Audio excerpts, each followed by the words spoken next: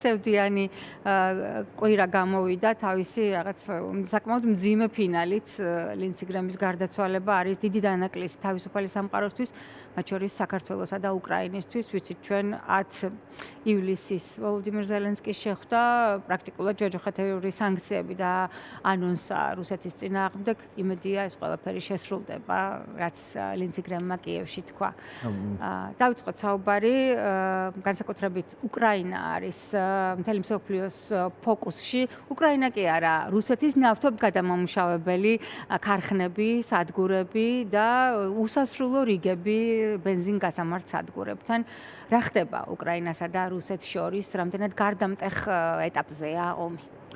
მოგესალმებით, დავიწყებ ლინდსი გრემზე საუბრით, იმიტომ რომ სამწუხაროდ საქართველოს საკითხის აქტუალობის შემცირებასთან ერთად ძალიან ცოტა ადამიანი დარჩა ამერიკის პოლიტიკურ ელიტაში, ვისაც ესეთი პირდაპირ შეხება ჰქონდა საქართველოსთან, ხო? და ვისაც რაღაც მეხსიერება აკავშირებდა და ასეთი ადამიანის გარდაცვალება ნიშნავს იმას, რომ კიდევ უფრო ნაკლებად რჩებიან იმ ფონზე, რომ სამწუხაროდ ჩვენი საგარეო პოლიტიკა ესეთია, რომ ამერიკასთან ჩვენ არანაირი პარტნიორობა აღარ შემოგჩა, არ შემოგჩა აქტიური ურთიერთობა და ეს ძველი კავშირებიც ხრება. რაც შეეხება უკრაინის საკითხზე მის აქტივობას, მოგეხსენებათ ბოლო წლებში რესპუბლიკურ პარტიაში ეს იზოლაციონიზმი ძალიან ძლიერდებოდა და უფრო იზრდებოდა განწყობა, რომ ჩვენ ქვეყნის გარეთ არ უნდა ვხარჯოთ ფული, აღარ უნდა დავეხმაროთ მილიარდებით სხვა ქვეყნებს, რომ რუსეთთან უნდა დავალაგოთ ურთიერთობა და გრემი ამ ფრთას არ წარმოადგენდა. პირიქით ის და ტრამპის მრავალგზის პოზიციის ცვლილების მიუხედავად მუდმივად მისი პოზიცია იყო ყველა სხვა საკითხში იყო ძალიან რადიკალი ტრამპის მხარდამჭერი, მაგრამ უკრაინის საკითხზე ის პრინციპულობას ინარჩუნებდა და ცდილობდა, რომ იმ სხვა საკითხებზე მისი მხარდაჭერით აქეთ შეენარჩუნებია. დიდად არ გამოსდიოდა ეხლა სიმართლე რომ ვთქვათ, მაგრამ რამდენადაც შეეძლო, ამას ცდილობდა, ხო და ეს კანონპროექტი, რომელიც თქვენ ახსენეთ, ფაქტიურად წელიწადზე მეტია უკვე წარდგენილია, მაგრამ რა თქმა უნდა, მისი გატანა ვერ მოხერხდა. არა იმიტომ, რომ სენატში უმრავლესობა არის, სენატში ორივე პარტიის აბსოლუტური უმრავლესობა უჭერს ამ კანონპროექტს მხარს, მაგრამ სამწუხაროდ თავად თეთრი სახლის თანხმობა არ არის ხო ამაზე, ამიტომ ეს კანონპროექტი ვერ იქნა მიღებული. რაც შეეხება უკრაინაზე, უკრაინის ომის ახლანდელ ფაზას, ხო, ძალიან შეიცვალა ვითარება ბოლო რამდენიმე თვის განმავლობაში და რამდენიმე ფაქტორს გამოყო.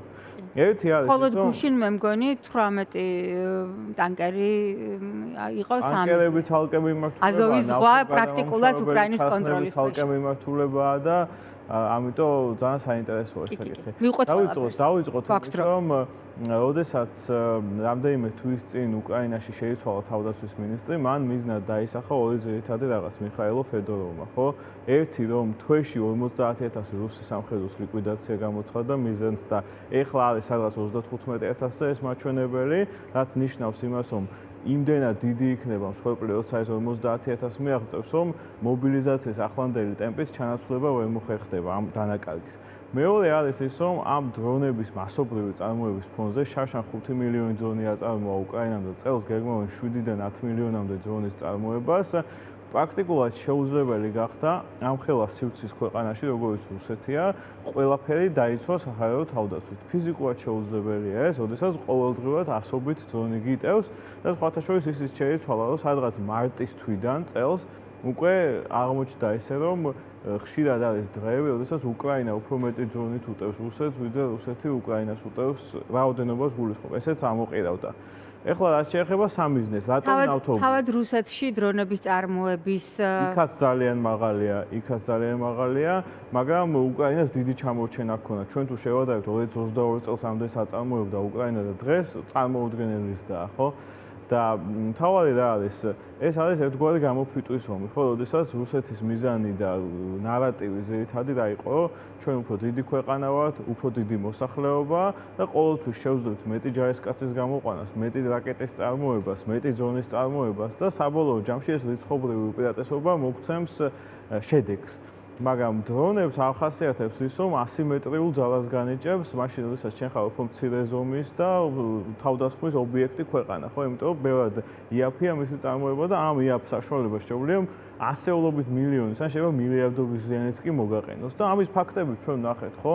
10 ყველაზე დიდი ნავთობგადამამუშავებელი ქარხანა რაც იყო, 10-ვე დაიბომბა ბოლო რამდენიმე კვირის განმავლობაში. კი, მის მინერზე ვუსმენდი თქვენს ინტერვიუს და იქ ძალიან საინტერესოდ მოყევით, რომ ვიდეო ბლოგს წერდი და 8 იყო დაბომბილი და დავაანონსე, რომ ალბათ 10-ვეს მიწუდებიან და სანამ დავამთავრე და ეთერში გავიდა უკვე 10-ვე დაბომბილი. თავს, რომელიც 2500 კილომეტრია უკრაინის საზღვრიდან ურალის იქეთ არის, ხო? აი ეს რაზე მეტყველებს, ხო? ხო, აი ეს მაინტერესებს, რაზე მეტყველებს და შეუძლებელია ყველაფერი გადაფაროს საჰაერო თავდაცვით, ერთი ეს და მეორე არის ის, რომ ეს დრონები იმდენად იაფფასიანია იმასთან შედარებით, რაც ეს საჰაერო თავდაცვის რაკეტები ღირს, რომ თუნდაც ოდესაც ბევრ დრონს გიგდებს ეს საჰაერო თავდაცვა ეკონომიკურად, მაინც წაგებაშია ეს, იმიტომ რომ ის რაკეტაც უფრო ძვირი ღირს, ვიდრე ეს დრონი. ამიტომ ეს დაახლოებით რა თანაფარდობაა რაკეტასა და დრონის ფასებს შორის? ძალიან დიდი რა, შეიძლება 10-ჯერ ძვირი ღირდეს ეს რაკეტა. მაგრამ ეხლა უკრაინის მხარესაც დავბრუნდეთ, ხო, უკრაინას ჰქონდა ერთი ძალიან დიდი გამოწვევა, უფრო სწორად დღესაც აქვს, ხო, ეს არის ის, რომ ვერ ახერხებს რუსული ბალისტიკური რაკეტების ჩამოგდებას და სწორედ ამიტომ სამწუხაროდ ბოლო რამდენიმე თვის განმავლობაში ძალიან სერიოზული მსხვერპლი გამოიწვია ამან. თვის და აი გუშინ წინ დღეები არის ბოლო პერიოდის განსაკუთრებით ეს სისხლიანი რევანში. პირდაპირ ამბობს უკრაინის ხელისუფლება, რომ ამის მიზეზი არის, რომ მიწოდების ტემპი ამ რაკეტების, რომელიც პატრიოტის სისტემას ჭირდება, ძალიან დაბალია.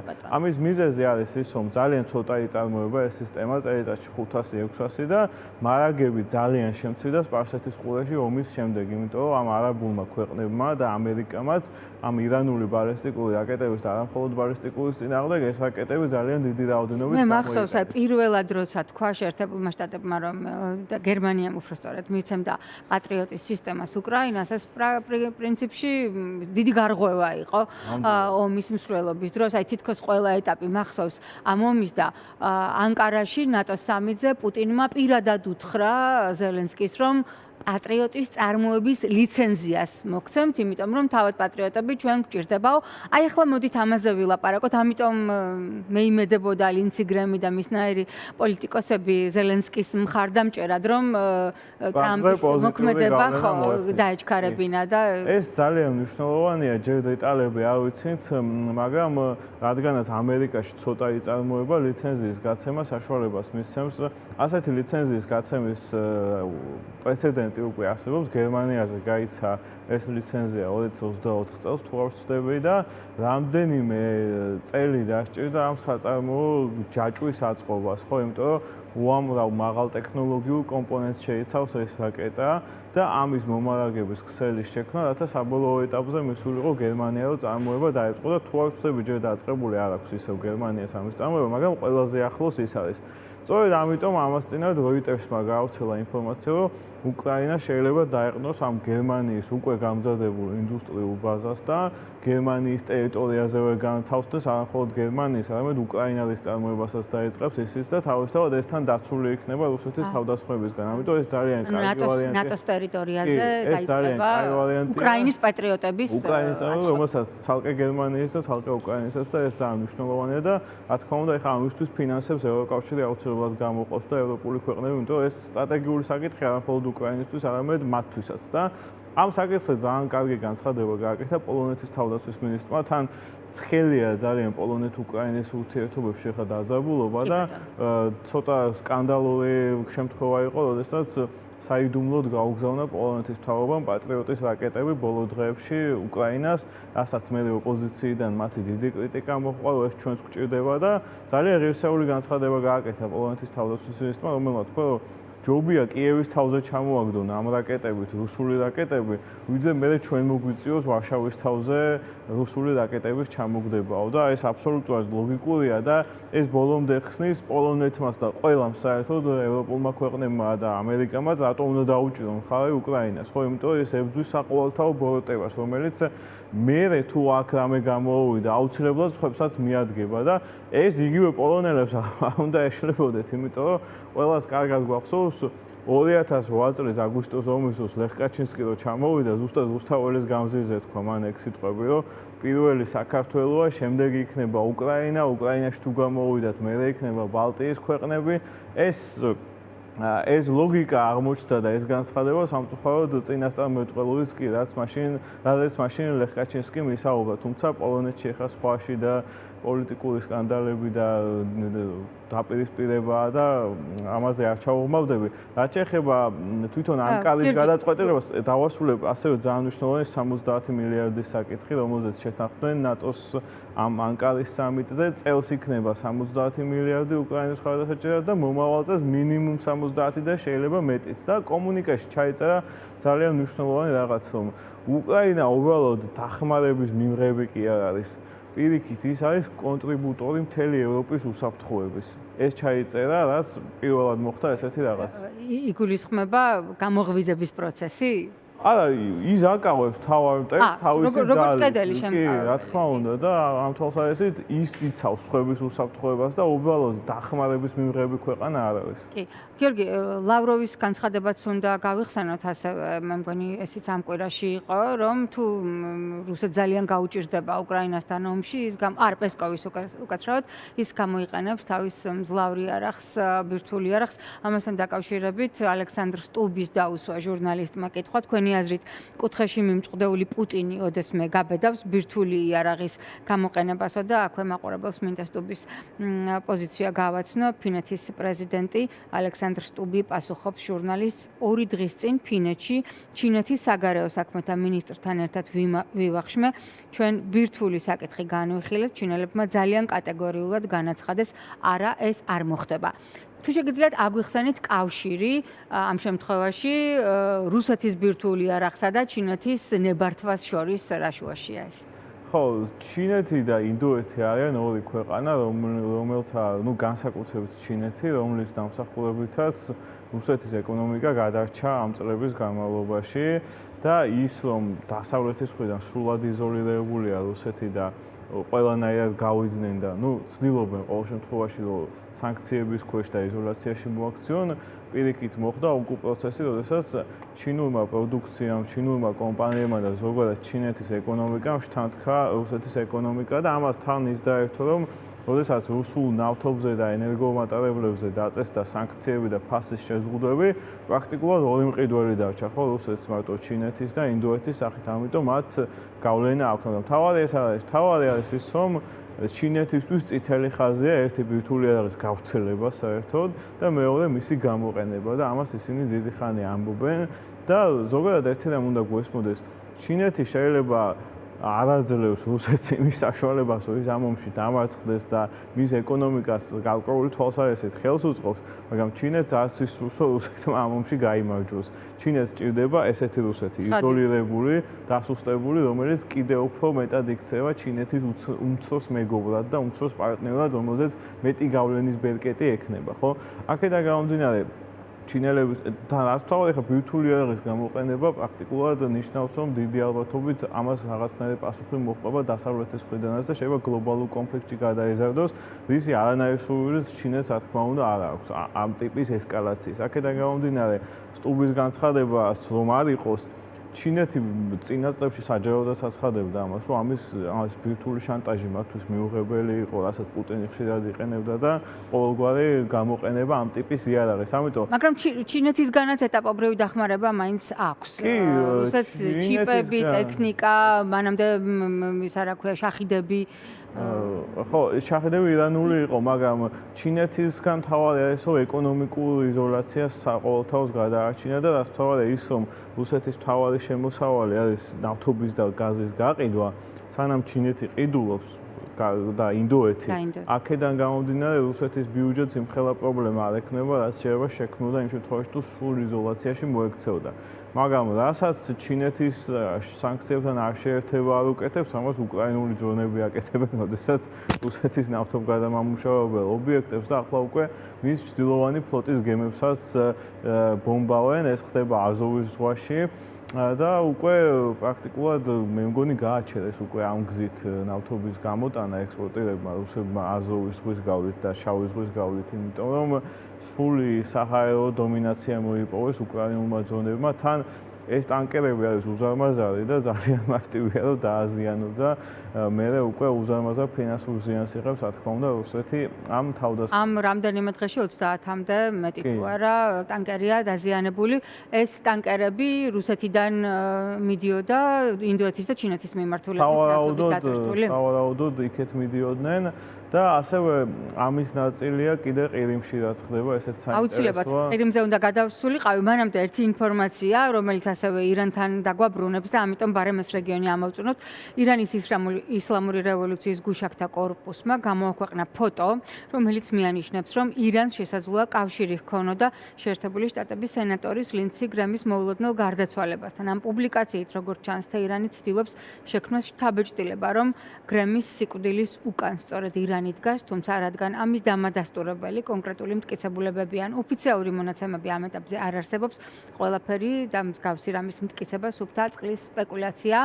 რამდენად არის შესაძლებელი ან რამდენად აქვს ახლა ირანს ის რესურსი, რომ მიწვდეს ასეთი დონის პოლიტიკოსთა, რა ვიცი, მკვლელობას, ლიკვიდაციას, ან რუსეთის ხელს რამდენად ხედავთ თქვენ ამაში, ისევ გამიჭირდება ძალიან ამის თქვა, იმიტომ რომ სპეკულაცია ნამდვილად კიევში იმყოფებოდა, იქ ხა და მე ამერიკაში გაფრინდა, არ მგონი მე ეჭვება რომ ირანს რამე მიგეთის გაკეთება. ახლო აღმოსავლეთში რო ყოფილიყო სადმე ერაყში ან ლიბანში კიდე შეიძლება ირანს რამე მოეხერხებინა, მაგრამ გამიკვირდება სხვათა შორის ბოლოსაც წავიკითხე სანამ სტუდიაში შემოვიდოდი FBI-ს ჩაერთო ამ გარდაცვალების გამოძიებაში და სავარაუდოდ რამდენიმე დღეში ან შეიძლება უფრო მეტი ხანი დასჭირდეს უფრო დაადგენენ გარემოებებს ეს ბუნებრივი სიკვდილი იყო თუ რამე მოხდა ახლა. უბრალოდ აი ისლამური რევოლუციის ისინი წაბახობენ რა თქმა უნდა, იმიტომ რომ ტერორისტების ბუნება ისრაელის ერთ-ერთი უდიდესი მხარდამჭერი ამერიკის სენატში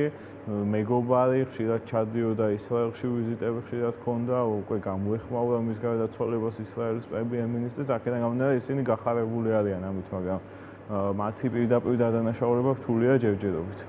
მოდით ირანსა და ამერიკას შორის არსებულ კრიზისაც შევეხოთ. ომი რამდენჯერმე დამთავრდა, რამდენჯერმე განახლდა, არა ისეთი ინტენსივობით, როგორც ის ომის პირველ დღეებში იყო, მაგრამ რა ხდება ახლა და რამდენად მნიშვნელოვანია ეს თავად საქართველოსთვის? ხო, რა თქმა უნდა, ძალიან მნიშვნელოვანია, იმიტომ რომ ეს ომი და ხორმუზის სრუტეში ნებისმიერი არასტაბილურობა მთელ მსოფლიოზე ახდენს გავლენას და საქართველოსაც ახდენს გავლენას პირველ რიგში, იმიტომ რომ საწვავი ეგრევე ძვირდება. და საწვავის გაძვირება კიდევ ყველა სხვა პროდუქტის გაძვირებაზე და ინფლაციაზე მოქმედებს. რაც შეეხება ახლა რა ვითარება, თავიდანვე ფაქტი იყო ეს მემორანდუმი, რაზეც შეთანხმდნენ, იყო ძალიან ზოგადი და ყველა ის პუნქტი, რომელიც გაწერილია, იძლევა ინტერპრეტაციის ძალიან დიდ დიაპაზონს. აქედან გამომდინარე, ორივე მხარე განსხვავებულად უკეთებდა ამას ინტერპრეტაციას და მე ეს უკვე უნდა დაზუსტებულიყო მოლაპარაკებებზე, რომელიც საბოლოოდ დამთავრდებოდა დიდი შეთანხმებით, მაგრამ მოლაპარაკებები მე საერთოდ ვეღარ გაგრძელდა, იმიტომ რომ მუდმივად რაღაც ინციდენტები ხდება. ახლაც დღესაც ირანმა განაცხადა, რომ ჩაკეტეს ჰორმუზის სრუტე, მე ამერიკის არმიამ განაცხადა, რომ არ არის ჩაკეტილი და ღია, თუმცა მაშინაც კი, როდესაც ღია, ირანელები მხოლოდ ერთი მარშრუტით ატარებენ ტანკერებს, რომელიც მათ მიერ აკონტროლირებადი და როგორც კი სხვა გზით ცდილობენ ტანკერები ჰორმუზის სრუტეში გავლას, მაშინვე დრონებით ესხმიან თავს. აქედან გამომდინარე, ვერ ვიტყვი, რომ ირანი აკონტროლებს ჰორმუზის სრუტეს, მაგრამ პრობლემებს ქმნის და მათ აქვთ ესეთი ულტიმატუმი, რომ ახლა პირველი 60 დღე ჩვენი პირობებით გაგატარებთ, მაგრამ 60 დღის მერე, ანუ როდესაც ეს ცეცხლის შეწყვეტა ამოიწურება და საბოლოო შეთანხმებისთვის უნდა მიეღწიათ, ირანის სურვილი იყო, ყველა გავლილ ტანკერზე აიღო გადასახადი, რაც მათ ეკონომიკას ამოსუნთქვის საშუალებას მისცემდა. რასაც რა თქმა უნდა არ დათანხმდება არც ამერიკის შეერთებული შტატები, არც სპარსეთის ყურის ქვეყნები, რომელთათვისაც საერთოდ გადამწყვეტი მნიშვნელობის ჰორმუზის სრუტე, იმიტომ რომ მათი ეკონომიკა დგას ნავთობის ექსპორტზე და მათ უმრავლესობას ჰორმუზის სრუტე ჭირდება ნავთობის ექსპორტისთვის, სხვანაირად ამას ვერ შეძლებენ. აქედან გამომდინარე, ეს იყო ძალიან მყიფე შეთანხმება, რომელსაც დიდი მომავალი არ აქვს ჩემი აზრით, მაგრამ არც ომის განახლების შანსს ხედავ დიდ, რადგანაც მოგეხსენებათ ამერიკის შიგნით საკმაოდ არაპოპულარულია ეს ომი, ხალხი არ უჭერს მხარს, მით უმეტეს ამან ცუდად იმოქმედა ფასების დაზე, რაც თუმცა მე ანალიტიკური წერილების გაცნობის შემდეგ ეს მოსაზრებაც გამოითქვა, რომ ომის შეჩერებამაც არ გამოიწვია ტრამპის რეიტინგის მატება. არ გამოიწვია, მაგრამ თუ გააგრძელებს და ფასები კიდევ უფრო გაძვირდა, ეს უფრო დააწყდა. კი ბატონო, გააგრძელეს, როგორც ჩანს, ბოლო ინფორმაციას წაგიკითხავთ. სამხრეთ ირანში, ჰორმუზის სრუტესთან მდებარე კუნძულ ქეშმზე ამერიკის საზღვაო ფლოტის საგემბანო ავიაციამ სამხედრო მნიშვნელობის ობიექტები დაბომბა, იბომბება ამ წუთებში საჰაერო თავდაცვის სისტემები, საბრძოლო მასალის საწყობები, რადიოლოკაციური სადგურები, ასევე საზღვაო სათვალთვალო კომპლექსები. ეს ერთ-ერთი ბოლო ინფორმაცია. აი ასეთ ფონზე, როცა ვიცით ტრამპისთვის რამდენად მნიშვნელოვანია ირანისთვის ზურგის შექცევა, მოდით ასე პირდაპირ ვთქვათ, საქართველოს ხელისუფლების ხომეინის საზღვართან შუბლის რტყმა, იქ ჭირის უფლის რანგში ყოფნა, მით უმეტეს რომ აი გრემის შემდეგ ალბათ ჯო ვილსონი არის ერთ-ერთი ტრამპის ახლობელი რესპუბლიკელების გარემოცვაში, რომელიც ძალიან ღიად აკრიტიკებს საქართველოს დღევანდელი დე-ფაქტო ხელისუფლების ამ ტიპის გადაწყვეტილებებს. ხო, აქაც ძალიან ესე მარტივად არის საქმე. ხო, ყველა ქვეყანას განსხვავებული ურთიერთობა აქვს ირანთან. მაგალითად, ეხლა სომხებს ბევრად ახლო ურთიერთობა აქვს ირანთან, განსაკუთრებით პირველი ყარაბაღის ომისას, როდესაც სრულ იზოლაციაში მოექცა სომხეთი ერთის მხრივ თურქეთისგან, მეორეს მხრივ აზერბაიჯანთან ომი ჰქონდათ, ირანი მათი ეკონომიკისთვის სასიცოცხლო მნიშვნელობის იყო და ტრადიციულად კარგი ურთიერთობა აქვს და რაღაც თვალსაზრისით დამოკიდებულიც არიან ირანზე. ამიტომ პრემიერის დონეზე ჩავიდნენ. აზერბაიჯანი პირიქით არის, ხო, ირანთან საკმაოდ ნელთბილი ურთიერთობა აქვს, ხშირად იძაბება მათ ამ ქვეყნებს შორის ურთიერთობა, მაგრამ არა თუ იძაბება, ნახეთ ომის პირველ დღეებში ნახიჩევანში დრონების გაუშვა ირანმა აეროპორტის მიმართულებით. აქედან გამომდინარე, ის უფრო დაბალი დონით იყო წარმოდგენილი. პრეზიდენტი ალიევი არ ჩასულა ამ ცერემონიაზე, ხო? ზოგადად ჩვენი რეგიონის თითქმის ყველა ქვეყანა იყო ჩამოსული. აქ თუ რამეზე შეიძლება გავაკრიტიკოთ ჩვენი ხელისუფლება, ქართული ოცნება, არის ალბათ ის, რომ შეგვეძლო პრეზიდენტი არ გაგვეშვა და უფრო სხვა დონით ყოფილიყავთ წარმოდგენილი. თუმცა ეს ხაზგასმა მათთვის მნიშვნელოვანია, რომ იმ ბანაკში არ არიან საითაც დასავლური სამყარო დგას, იმიტომ რომ მოგეხსენებათ ამ ცერემონიაზე არც ერთი ევროპული ქვეყანა არ იყო მიწვეული და მხოლოდ ახლო აღმოსავლეთის ქვეყნები და ცენტრალური აზიის ქვეყნები იმყოფებოდნენ და რუსეთიც რა თქმა უნდა და ჩინეთიც, ხო? აქედან გამომდინარე, რაღაც თვალსაზრისით ამის ხაზგასმა მათი მხრიდან, თუმცა რა თქმა უნდა შეგვეძლო ბევრად საშუალო რგოლის წარმომადგენელი ყოლოდა ამ ცერემონიაზე და სხვანაირად ყოფილიყავით წარმოდგენილი, მაგრამ ამაზე დიდი პრობლემა ჩემი აზრით ეს კი არა მთავარი პრობლემა. მთავარი პრობლემა არის ის, რომ ჩვენ იქით არ ვართ წარმოდგენილი დასავლურ სამყაროში უდიდეს ფორუმებზე, სადაც ტრადიციულად ვიყავით ხოლმე წარმოდგენილი. ნატო სამიტს გულისხმობთ თუნდაც ნატო სამიტზე და ასევე ზოგადად სრული იზოლაცია, ხო, რაც ჩვენ დასავლეთის მხარეს გვაქვს და ეს დიქოტომია, რაც ისახება, რომ თითქოს იმისთვის, რომ მშვიდობა იყოს ამ ქვეყანაში, აუცილებლად უკრიტიკულესი და, რა ვიცი, საშინელი სიტყვებით უნდა ვიხსენიოდეთ დასავლეთს და ამის გარეშე მშვიდობის შენარჩუნება ემოხერხდება ამ ქვეყანაში, ეს არის აბსოლუტურად ცრუდილემა, ხო? რაღაცნაირად შეიძლება იმის მოხერხება, რომ ზომიერი ნორმალური ურთიერთობა გქონდეს რუსეთთანაც, რა ფარგლებშიც შესაძლებელია, იმიტომ რომ ჩვენი ოკუპანტი და მტერია და რა თქმა უნდა ჩვენ მოკავშირეები და ალიანსში ვერასდროს ვერ ვიქნებით, მაგრამ ამავდროულად აგრძელებდეთ დასავლურ ინტეგრაციას და იმ სვლების გაკეთებას, რაც რეფორმირებას გამოიწვევს სხვადასხვა სფეროში ამ ქვეყანაში, რომელიც უფრო მეტ ჰარმონიზაციას გამოიწვევს ამ ევროპულ კანონმდებლობასთან, გაგიმარტივებს ევროპული ბაზრების ათვისებას შენი პროდუქციისთვის და ასე შემდეგ. მაგრამ სამწუხაროდ ეხლა პირიქით აბსოლუტურად უკუ პროცესებს ხედავთ ამის საწინააღმდეგოს. თან კავკასიაში შეიცვალა ხო ვითარება იმ თვალსაზრისით, რომ ძალიან მოახლოვდა სამშვიდობო შეთანხმება აზერბაიჯანსა და სომხეთს შორის. ეს ოფიციალურად რომც ვერ გაფორმდა. ნელ-ნელა მიუახლოვდეთ ანაკლიას, აი ზუსტად იმ კორიდორებზე, ტრამპის დერეფანზე და კავკასიის მნიშვნელობაზე რადგანაც მოგეხსენებათ აზერბაიჯანის ულტიმატუმია, რომ კონსტიტუცია უნდა შეცვალოს სომხეთმა და ნიკოლ ფაშინიანს არ გააჩნია ამისთვის საკმარისი ხმები რეფერენდუმი უნდა ჩაეტარებინა. ვერ ჩაატაროს და ვერ შეცვალოს, მაგრამ ამის მიუხედავად ეს დე ფაქტო მშვიდობა უკვე დიდი მიღწევაა და ამ დე ფაქტო მშვიდობის ფარგლებში თუნდაც რაღაცის ხელმოწერის გარშე ბევრი რაღაც უკვე ხდება, ხო? მაგალითად დაიწყო აზერბაიჯანული ბენზინის შეცვლა სომხურ ბაზარზე, აზერბაიჯანის გავლით ხდება რაღაცების ტრანსპორტირება რუსეთიდან ან ცენტრალური აზიიდან, ხორბლის და ფქვილის და ასე შემდეგ სომხეთის შიგნით. ასევე აქტიურადაა დაინტერესებული ამერიკის ეს ადმინისტრაცია ტრიპის პროექტის ეგრეთ წოდებული ზანგეზურის სიუნიქის კორიდორის, ხო, რომელიც ცვლის საერთოდ სატრანსპორტო ლოჯისტიკურ სურათს სამხრეთ კავკასიაში და ადრე თუ გვიან ეს აშენდება, შეიძლება ხა წელს ეს არ აშენდეს და თუნდაც 5 წელი დასჭირდეს ან 6 წელი, მაგრამ კონკურენცია როცა ჩნდება, რაღაცაზე უნდა იგზნო ეს შენ და ეს კონკურენცია, რა თქმა უნდა, ყოველთვის უფრო კომფორტულია, როცა უკონკურენტოდ ხარ და შენ ხელში გადის ყველაფერი, მაგრამ ამ კონკურენციამ ჩვენ უნდა მოგცეს мотиваცია, რომ რაღაც ახალზე ვიფიქროთ. ვიფიქროთ უფრო დიდ ინფრასტრუქტურულ პროექტებზე, დიდ ლოჯისტიკურ პროექტებზე, რკინიგზის, პორტების, აეროპორტის განვითარებაზე და ეს კონკურენცია ვაქციოთ ახალ შესაძლებლობაზე, რომ საერთოდ სამხრეთ კავკასიის სატრანსპორტო მნიშვნელობა გაიზარდოს და ხშირად აი რაც მე არ მომწონს, აი თუ შეიძლება დავასრულო, ხშირად რაც მე არ მომწონს, აი ძალიან ხშირად მიმდინარეობს ამ ჩვენი სატრანზიტო და სატრანსპორტო მნიშვნელობის ანალიზი მხოლოდ ჩინეთ-ევროპის კონტექსტში. ეს რა თქმა უნდა ძალიან მნიშვნელოვანია, მაგრამ ჩინეთის გარეშეც ცენტრალური აზიის ქვეყნები არიან უმდიდრესი ყველანაირი ბუნებრივი რესურსით. საერთოდ რაც კი არსებობს, ყველაფერი მოიპოვება ამ სახელმწიფოებში და მათთვის ყველაზე კომფორტული იქნება ამ ყველაფრის ტრანსპორტირება სწორედ სამხრეთ კავკასიის გავლით. ნუ გასაგები აქვს რუსეთის ფაქტორისა და მარტივი არ იქნება, მაგრამ გრძელვადიან პერსპექტივაში ვსაუბრობ.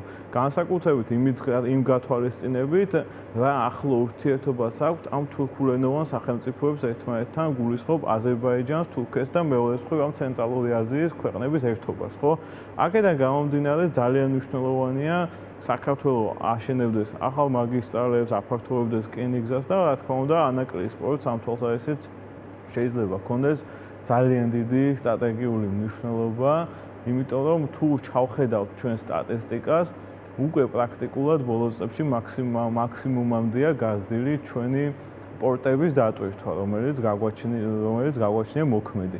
თუმცა ამ პორტების შესაძლებლობაც შეზღუდულია და თუ ჩვენ გვექნება ღრმაწლოვანი პორტი, ეს რა თქმა უნდა კიდევ უფრო გაზრდის ამ შესაძლებლობების ფანჯარას და ეკონომიკურ ბენეფიტებს ჩვენი ქვეყნისთვის.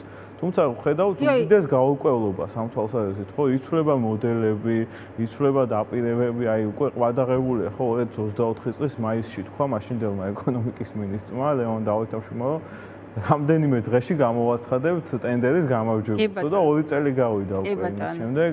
აქედან ჩინურ-სინგაპურული მათ შორის სანქცირებული ძალიან საეჭვო კომპანიაც კი აღარ შემოდის საქართველოს. რა შეიძლება მომხდარიყო, როცა ამერიკელებს აწყენეს მათ შორის ლინცი გრემიც იყო ჩართული სხვათა შორის ლობირებაში ანაკლის სპორტი აშენებული იყო და ამერიკელები იყვნენ დაინტერესებული, იცის ეს ჩვენმა მაყურებელმა ამაზე აღარ გავჩერდები. რა ვიცი, ბევრი ინვესტორი პრინციპში გაანაწყენეს, წავიდა არბიტრაჟში არის საქმე ლონდონში. ახლა უკვე ჩინურ-სინგაპურული კომპანიაც არ ააშენებს, ლენდლორდი გავხდებით და ჩვენ ავაშენებთ, სრულად საქართველოს იქნება ამ პორტის მფლობელი. ამაში მე თვითონ პირად საწინააღმდეგო არ მაქვს, როცა საქართველოს და ქვეყანას ამის შესაძლებლობები აქვს, მაგრამ აქვს თუ არა, მოდი ახლა ამაზე ვილაპარაკოთ და ხომ არ გავს ეს ყველაფერი დროის გაჭიმვას, დროის დაკარგვას, რომელიც ჩვენ უკვე დავკარგეთ. 2022 წელს უკვე პირველი ამერიკული გემი უნდა შემოსულიყო პორტში, მაგრამ ჩვენ ახლა ვხედავთ მხოლოდ მოტრიალებულ ადგილს და იავარქმნილ ინფრასტრუქტურას, რომელშიც ბევრი მილიონი უკვე იყო დახარჯული. ზოგადად ჩინეთი მთელი მსოფლიოს მასშტაბით, განსაკუთრებით აფრიკაში და სამხრეთ აღმოსავლეთ აზიაში ძალიან დაინტერესებულია პორტების ანაშენებით ან მოქმედი პორტების შესყიდვით. მაგრამ ერთი საერთო ტენდენცია ახასიათებს. ყოველთვის ძალიან კაბალური პირობებით ითხოვენ ამ მშენებლობის უნებართვას და აშენებას და ამ ინვესტიციის ჩადებას. ან შესყიდვა. ან ყველაფერი, ან არაფერი, ეს იყო პირობა? ანუ აქ საქართველოს კონტექსტში ნამდვილად არ მაქვს ზუსტი ინფორმაცია. გასაიდუმლოებული იყო. მაგრამ ჩემი ეჭვი პირადად იმ გამოცდილებით და იმ ცოდნით, რაც არსებობს ჩინელების მოქმედებაზე ამ სფეროში, არის ის, რომ მათ ძალიან დიდი მოთხოვნები ჰქონდათ არა მხოლოდ პორტის მიმართულებით, არამედ ალბათ სხვა სტრატეგიული ობიექტების მიმართულებითაც საქართველოში, რაც შეიძლება პორტის ინფრასტრუქტურასაც უკავშირდებოდეს, აქედან გამომდინარე უბრალოდ ვერ დათანხმდა ამას საქართველოს ხელისუფლება, რადგანაც ისინი თვლიან, რომ რაღაც წითელი ხაზები არსებობს და არ შეიძლება ყველაფერი მათ გადასცეს. აქედან გამომდინარე ეს ახალი მოდელი ძალიან ბუნდოვანია, ხო? იმიტომ რომ ერთის მხრივ ვამბობთ, რომ სახელმწიფოსია პორტი და პრინციპში წინა მოდელითაც 51% სახელმწიფოს უნდა დარჩენოდა, მაგრამ არ ვიცით სახელმწიფო რამდენად არის და რა კონტრიბუციის ჩადებისთვის არის მზად და საიდან მოვა ეს თანხა ჩვენი ბიუჯეტიდან, საპენსიო ფონდიდან თუ საიდან და მეორე მხრივ როგორ უნდა იმუშაოს ამ მოდელმა თუ რამდენიმე ინვესტორი იქნება ერთდროულად და რამდენიმე ქვეყნიდან ჩართული, ისინი როგორ შეთანხმდებიან ამაზე. თავარი რაც არის რომ შევარჯამოთ არის ის რომ დრო იკარგება, წლები დავკარგეთ, ხო? თქვენ ახსენეთ რომ პირველი გემი 2020 წელს უნდა შემოსულიყო. ერთი რამაა კიდე აღსანიშნავი 2020 წლის მსოფლიო და 2020 წლის კავკასია და 2026 წლის მსოფლიო და 2026 წლის კავკასია აბსოლუტურად განსხვავებულია. პირველ რიგში უკრაინის ომის გამო, იმიტომ ეხლა რეალობას უნდა გავუსწოროთ თვალი, ხო? შავ ზღვაში მიდის აქტიური ომი, დრონებით იბომბება ტანკერები და 2022 წლამდე ბევრად მარტივი იყო ინვესტორის პოვნა და აქ შემოყვანა, ვიზე ეს შეიძლება დღეს იყოს. ნებისმიერი კონტინენტიდან, ეს აზიიდან იქნება თუ დასავლეთიდან არ აქვს მნიშვნელობა. მეორე მხრივ ის ფაქტორია, რაზეც ვისაუბრეთ, ხო? სამშვიდობო პროცესი სომხეთ-აზერბაიჯანს შორის და ესეც ერთის მხრივ შეიძლება შესაძლებლობა დააღექვა ანაკლის კონტექსტში, მაგრამ მეორე მხრივ კონკურენტადაც შეიძლება აღექვა ეს ახალი სატრანსპორტო მარშრუტი. აქედან გამომდინარე, ვითარება დღეს არის უფრო გართულებული ანაკლის კონტექსტში, ვიდრე ეს 2019 და 20 წლებში იქნებოდა ინვესტორის მოსაძიებლად და ზოგადად ამ პორტის მშენებლობის დასასრულებლად. შეერთებული შტატები, რომელიც იყო დაინტერესებული კიდევ ერთხელ ვიტყვი ანაკლის პორტის აშენებით, სწორედ ამ კონტექსტში ჩაერთო, თქვათ, ლელუს დღევანდელი ლიდერები მამუკა ხაზარაძე და ბადრი ჯაფარიძე ანაკლის პორტის მშენებლობაში და მისი ჩაგდების შემდეგ მათ მოუწიათ პოლიტიკაში წასვლა და დღემდე დებენ პირობას, რომ აუცილებლად აშენდება ეს პორტი, სწორედ როგორც მამუკა ხაზარაძემ მოყვა, მას უთხრა ბიძინა ივანიშვილმა რა უნდათ ამერიკელებს შავ ზღვაში. ახლა ამ პორტის მშენებლობის განახლების ინფორმაციით ხომ არ უნდათ შეერთებულ შტატებთან ურთიერთობების დალაგება, იმიტომ რომ ვიცით ჩვენ სახელმწიფო მდივნის თანაშემწე რამდენჯერმე იყო საქართველოში და მათ შორის ერთხელ პირადად მოინდომა მისულიყო ანაკლის პორტში. ენახა ის ტერიტორია დაცარიელებული.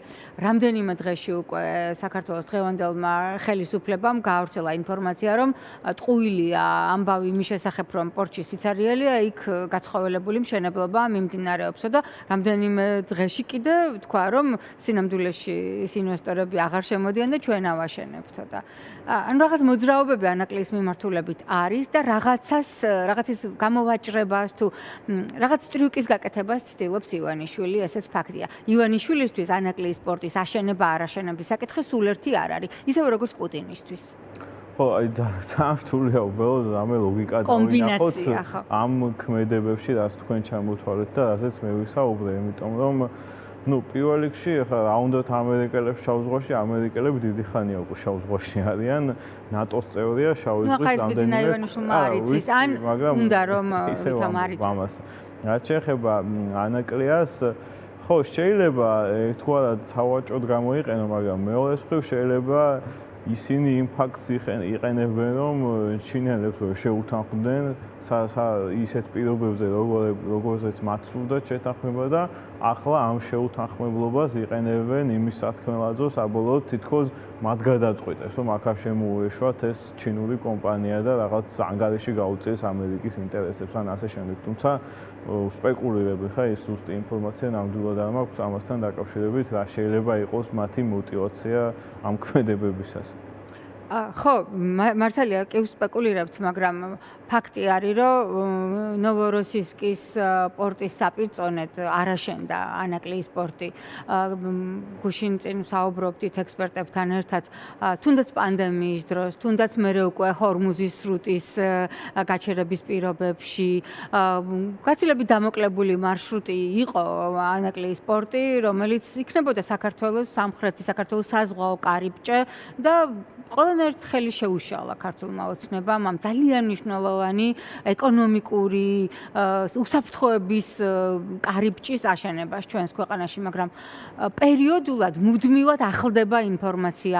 ხან ვიღაცას მაგალითად ძველი ინვესტორებს ბრალსდებენ, რომ აი სწორად არ იმოქმედეს, ამიტომ არ ავაშენებინებთ, არ გვემეტება ჩვენ ეს სპორტი არაკეთილსინდისიერი ინვესტორისთვის, ამიტომ უნდა მივცეთ კეთილსინდისიერებს.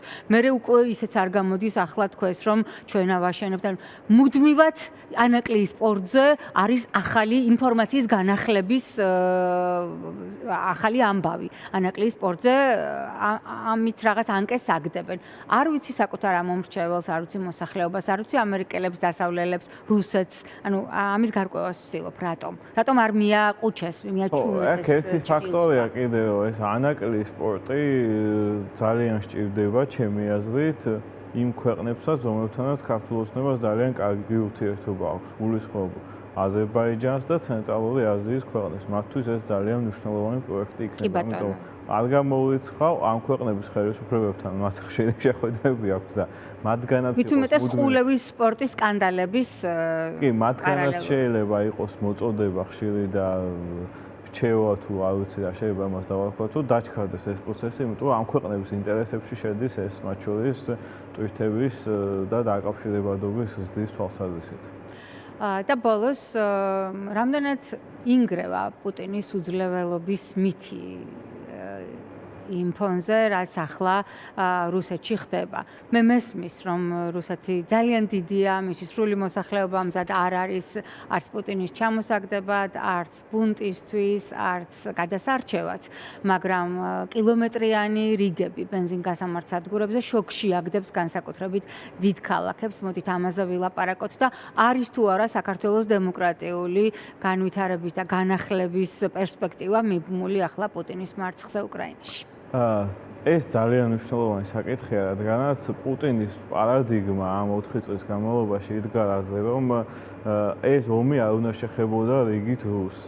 მათ ეს ომი უნდა ენახათ მხოლოდ ტელევიზორში, პროპაგანდისტულ ჭრილში, სადაც წლების განმავლობაში სულ რუსეთი იგებს თითქოს და ყოველდღე რაღაც ახალი სოფლის აღებას აცხადებენ დონბასის ოლქში, ხშირად იტყუებიან ამასთან დაკავშირებითაც, მაგრამ მოსკოვში, პეტერბურგში, დიდ ქალაქებში უნდა გაგრძელებულიყო ძველი ცხოვრება, არ უნდა ეგზნო არანაირი დისკომფორტი ადგილობრივ მოსახლეობას, ის კულტურული ცხოვრება, კონცერტები, გართობა, ყველაფერი უნდა გაგრძელებულიყო და ომი უნდა ყოფილიყო სადღაც შორს ბუნდოვანი, სადაც მეტნაკლებად წარმატებას აღწევდა. და ეს პარადიგმა ინგრევა, იმიტომ რომ ეს ომი შორს აღარ არის უკვე. მოსკოვის საჰაერო თავდაცვა არის ყველაზე ძლიერი. 3 სხვადასხვა ეშელონი არსებობს მოსკოვში თავდაცვის და მოსკოვის საჰაერო თავდაცვის გარღვევასაც კი ახერხებენ უკვე უკრაინული დრონები, ხო და ეს ძალიან მნიშვნელოვანია, რადგანაც კარგი სანახავი არის, მაგრამ თან ის ხალხი გზნობს ამას, რომ ეს ომი სადღაც შორს კი არ არის და მართლა კი არ იმარჯვებენ. მათ სახში იგზნეს, ფაქტი ხო არის, რომ პირველი 9 მაისი იყო ბოლო წლების განმავლობაში, როდესაც ახლომზე არ გამოიყვანეს სამხედრო ტექნიკა. ეს ხო ჩვენ არ მოგვიგონია. ეგ არაჩვეულებრივი იყო ზელენსკის ხუმრობით ნებას ვრთავთ, რომ ჩაატარონა. ესეთი შემთხვევაც იყო. აქედან გამომდინარე, მოსახლეობის განწყობაზეც ეს რაღაც გავლენას აუცილებლად მოახდენს და ნახოთ ამას რა ეფექტი ექნება, მაგრამ ნებისმიერ შემთხვევაში ეს დიდი დარტყმა პუტინიზმზე, იმიტომ რომ ის ამდენი წელია ხელისუფლებაში და მისი მთავარი მიღწევები იყო სტაბილურობა, ის რომ ეს 90-იანების ქაოსი დაასრულა, ეს ბენზინის რიგები და რიგები ზოგადად ზუსტად 90-იან და 80-იან წლებთან ასოცირდებოდა. პირიქით პუტინის მმართველობასთან ასოცირდებოდა ეს ნავთობის შემოსავლების ზრდა, მერე ქვეყანაში ბევრი რაღაცის შეცვლა უკეთესობისკენ. ეს ყველაფერი ხა უკან მიდის, პირიქით უკუ პროცესი დაიწყო ერთი ეს და მეორე მინდა ყირიმზეც თქვა, იმიტომ რომ ყირიმი იყო პუტინიზმის მთავარი სიმბოლო, ხო, რომ დაუბრუნა ის ტერიტორია. რადგან გავანი როგორც თვითონ ეძახდა, ხო? კი, ყირიმი დაუბრუნა ბჭყალებში თითქოს რუსეთის იმპერიას, რომელიც რა თქმა უნდა, საერთაშორისო სამართლით არის უკრაინის განუყოფელი ნაწილი და დღეს ხედავთ, ყირიმი პრაქტიკულად ამ დრონების ალყაშია კომუნიკაციების თვალსაზრისით და ყირიმის ირგვლივ საზღვო აკვატორიაში თუ სხვადასხვა სატრანსპორტო საკვანძო პუნქტები იბომბება და პრაქტიკულად გრაფიკით აქვს იქ ელექტროენერგია, აღარაფერს ვამბობ საწვავის დეფიციტზე და ეს პროცესი ძალიან მნიშვნელოვანია, იმიტომ რომ ყირიმი იყო დიდი სამხედრო ბაზა, რომელიც ამარაგებს მთელ სამხრეთის ფრონტს, ზაპოროჟიასა და სხვაგან, სადაც რუსეთ-უკრაინის ომი მიმდინარეობს. და თავარია კიდე ყირიმის სიმბოლური მნიშვნელობა, იმიტომ რომ აი ამ პუტინიზმის თავარ მიღწევაზე ბჭყალებში მიდის პირდაპირი დარტყმა. კი, აი და ბოლო კითხვა დრონების გენიალურ შემომქმედზე მინდა გკითხოთ მადიარზე, რომელიც მე მგონი პოლიტიკაშიც იყო თავის ცოტა ხნით და ერთ-ერთი შენაერთის მებრძოლი იყო და დრონის აწყობა დაიწყო და მე მიიღო ამან მასობრივი რადგან საინტერესო ბიოგრაფიის ადამიანი, ეს არის უკიდურეს დასავლეთ ნაწილიდან უკრაინის ეთნიკურად უნგრელია, ეს მადიარის უნგრელს ნიშნავს, ეს უკვე ყველა ვიცით საქართველოში უნგრეთის არჩევნების გამო. პეტერ მადიარის შემდეგ. და ის მუდმივად აქტიური ადამიანი, გამოფენების ორგანიზატორი იყო, ხელოვნების სფეროში მოღვაწეობდა და მე რაღაც პერიოდი პოლიტიკაში წავიდა არსენ იაცენიუკის. და უნდა ვთქვათ აქ, რომ ძალიან ბევრი უნგრელი ცხოვრობს, განსაკუთრებით საკარპატიაში. კი, ცხოვრობს და იყო არსენ იაცენიუკის პარტიაში, ცოტა ხნით იყო ამ საკარპატის ადგილობრივი პარლამენტის წევრი, მე წავიდა პოლიტიკიდან და უკვე ომის პირველ დღეებში და ომამდეც დაიწყო მან ეს სამხედრო საქმიანობა, მე უკვე ერთ-ერთ შენაერთში იყო, სადაც თავისივე შენაერთისთვის დაიწყო დრონების შესყიდვა, იმის გამო რომ მიხვდა ეს ამდენად მნიშვნელოვანი იყო და მე უკვე ნელ-ნელა ამდენად მასობრივი გახდა, ის ფულსაც აგროვებდა ამისთვის მარტო თავის ხარჯებით აყიდულობდა და მე უკვე შეიქმნა ცალკე არმია დრონების და ის გახდა ამის მეთაური და იქცა ლეგენდარულ პერსონაჟად უკვე შეგვიძლია ვთქვათ, ალბათ ჰოლივუდში ფილმებს გადაიღებენ რამდენიმე წლის შემდეგ. სცენარები იწერება. ფოტოშოპის ახლა აქვს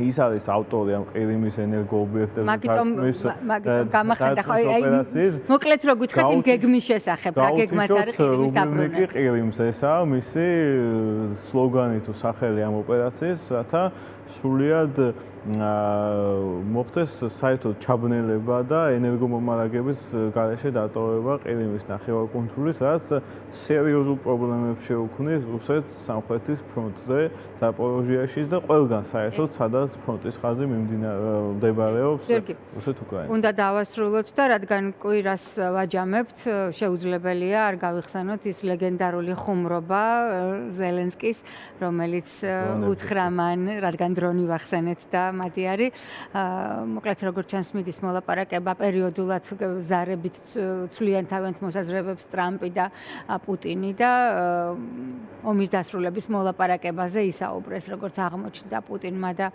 შეერთებული შტატების პრეზიდენტმა და მერე მან შესთავაზა ანკარაში ვოლოდიმირ ზელენსკის ის კომფორტულად თulis თავს მოლაპარაკებების პროცესი მოსკოვში გაიმართოს. ხომ არ ჩახვიდოდი მოსკოვში, რას ფიქრობ ამაზეო და ზელენსკი, რომელიც გამოირჩევა თავისი გენიალური იუმორით, მოყევით რა. კი, მან უთხრა, რომ იქ დრონები დაფრინავენ და უსაფრთხო არ არის, ამიტომ ვერ ჩავალო და მან თავარი ის არის, რომ უკრაინამ თავისი წარმატებებით ბრძოლის ველზე მოახერხა მათ შორის ის, რომ ტრამპის ადმინისტრაცია ეგრეთ ზეწოლას ვეღარ ახდენს უკვე უკრაინაზე, როგორცაც თუნდაც ერთი წლის წინ და წელიწად-ნახევრის წინ ახდენდა, იმიტომ რომ ერთი წლის წინ ისინი ეუბნებოდნენ, რომ თქვენ დათმეთ დონბასის არაოკუპირებული ნაწილი და ნებისმიერ მშვიდობას მიაღწიეთ, მაგრამ ეგეთი მშვიდობა არ ჭირდება უკრაინას, იმიტომ რომ ეგ იციან მათ, რომ ეგეთი მშვიდობა ბჭყალებში თუ ყველაფერი დათმე აუცილებლად ნიშნავს 5 წელიწადში კიდე ახალ ომს. ამიტომ ეგეთ დათმობაზე არ წავიდნენ და ამით მოიგეს, მაგრამ მე თავად ის იყო, რომ მათ შეინარჩუნეს ფრონტის ხაზი, არ ჩამოიშალა ფრონტის ხაზი, გაძლეს მათ შორის იმ ფონზე, რომ ტრამპმა პირდაპირ სამხედრო დახმარება შეუჩერა უკრაინას, ამასაც გაუძლეს. აქ რა თქმა უნდა ევროპამაც დიდი როლი ითამაშა, რომ მან პირიქით გაზარდა თავისი ფინანსური წვლილი უკრაინის მხარდაჭერაში და საბოლოოდ მოვედით აქამდე, სადაც მოვედით და ამ თვალსაზრისით ანკარის სამიტი იყო დიდი დიპლომატიური წარმატება უკრაინისთვის. იმ 70 მილიარდის და პატრიოტებზე გაკეთებული განცხადების გამო, რომელიც იმედია რეალობად იქცევა და ცუდაპირებად არ დარჩება. ძალიან საინტერესო ზაფხული გველის წინ და ბუნებრივია ჩვენ არ უნდა შევწყვიტოთ ბრძოლა ჩვენ ქვეყანაში ჩვენი ქვეყნისთვის, მაგრამ ის რომ უკრაინაში რუსეთის მარცხი იქნება ჩვენი ქვეყნის გამარჯვების გარანტია, ესეც უნდა გვახსოვდეს მუდმივად და უნდა ვიყოთ ამიტომ განსაკუთრებით ამიტომაც ჩვენი მეგობრის, ჩვენი დიდი მეგობრის უკრაინის გულშემატკივარი. გიორგი, ძალიან დიდი მადლობა, ვრცელი